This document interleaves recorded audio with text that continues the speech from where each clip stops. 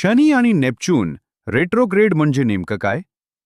नमस्कार मित्रांनो, आज आपण अंतराळातील एक खूपच रंजक गोष्ट समजून घेणार आहोत.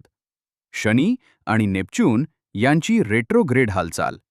मे 2025 ते फेब्रुवारी 2026 या काळात 34 रात्रींमध्ये घेतलेल्या छायाचित्रांमधून शनी जास्त तेजस्वी आणि नेपच्यून थोडा कमी तेजस्वी यांचा प्रवास टिपला गेला आहे.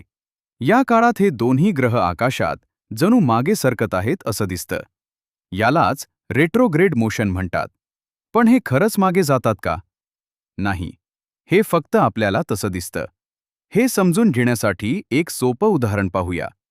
सौरमाला म्हणजे एक धावण्याचा ट्रॅक आहे असं समजा. पृथ्वी आतल्या ट्रॅकवर असल्यामुळे ती जास्त वेगाने फिरते, तर शनी आणि नेपच्यून सारखे बाहेरील ग्रह थोडे हळू असतात. जेव्हा पृथ्वी या ग्रहांना ओलांडते, तेव्हा आपल्याला ते ग्रह आकाशात मागे सरकत आहेत असं वाटतं.